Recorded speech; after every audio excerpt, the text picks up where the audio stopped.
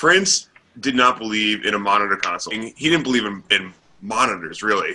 I mean, he actually didn't even believe in a front of house guy, but he understood the necessity to have someone stand behind an audio console so sound came out of the speakers so he could play shows.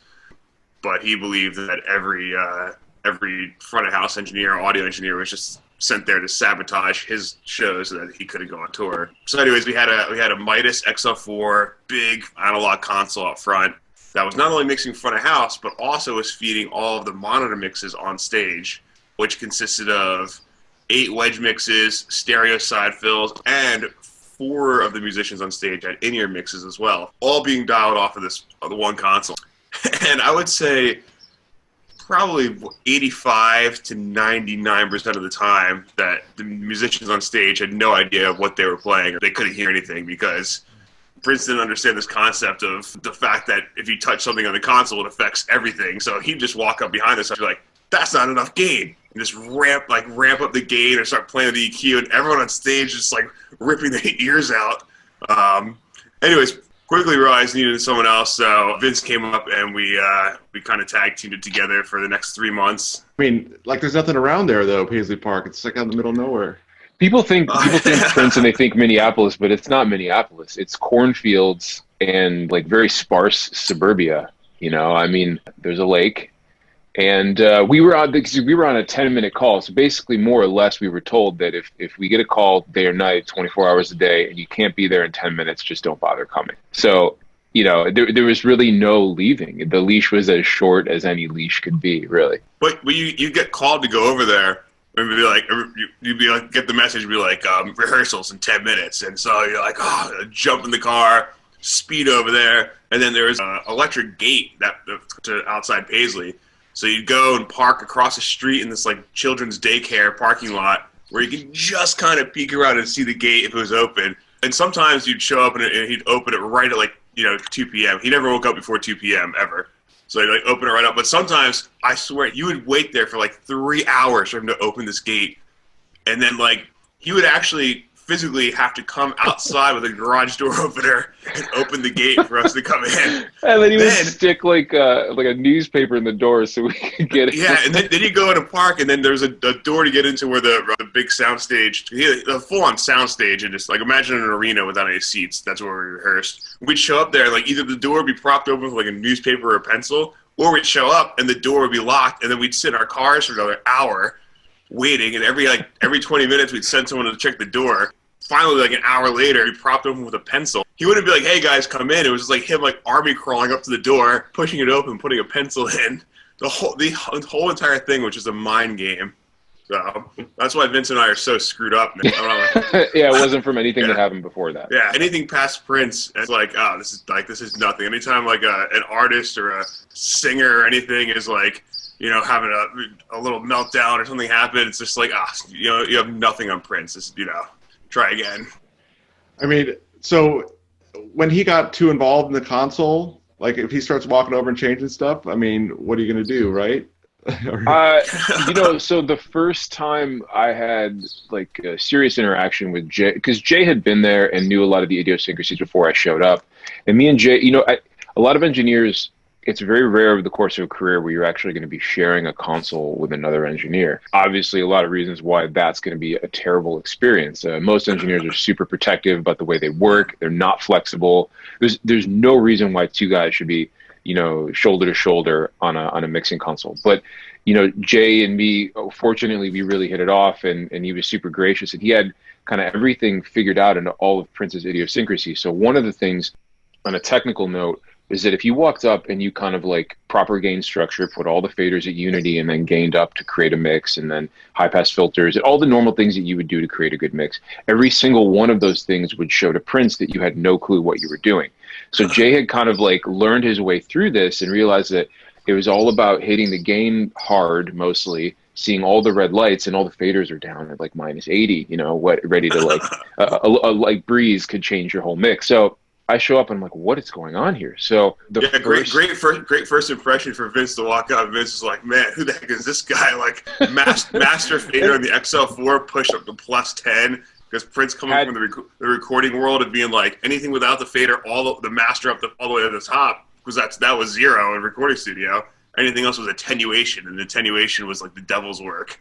Dude, there's so many great stories on that. We would talk about the Prince mod distressor, but before I get to that, just to finish the thought, my first situation with Jay and like how do you handle Prince touching a mixing console?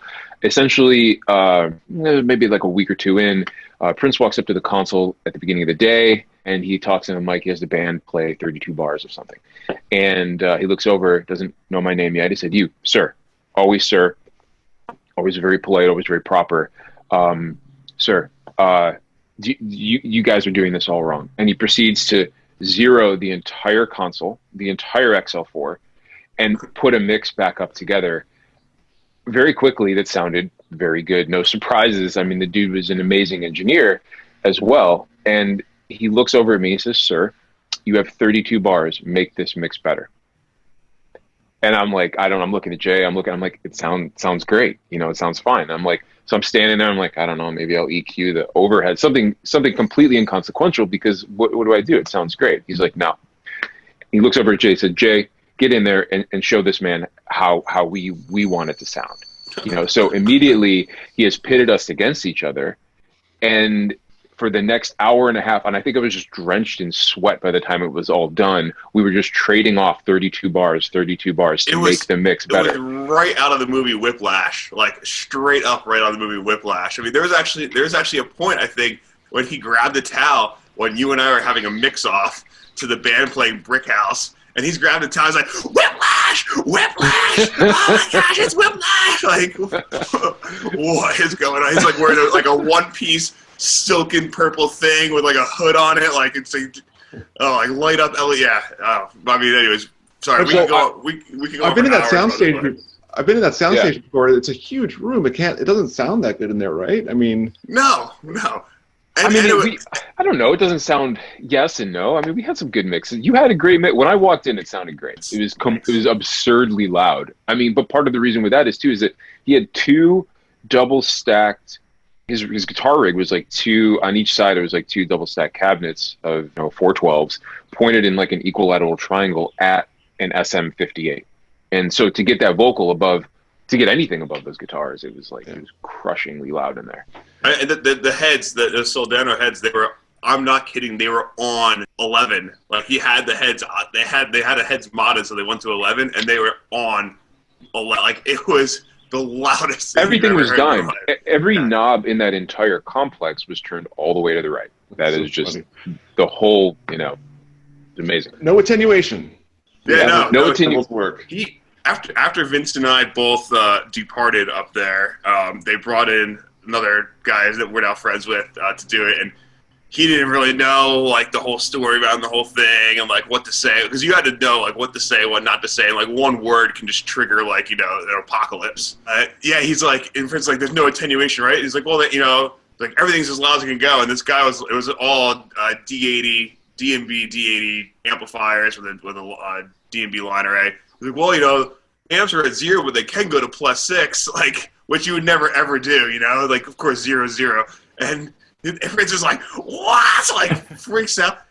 I'm not exaggerating. He made the set carp build a cage around the amp rack. Metal cage. Well, he went to the production room. He was like, you need to build a shark cage around these amplifiers so they can't be attenuated with. Like, obviously, it's all remote control over here on, like, and they built a metal shark cage around the amp rack.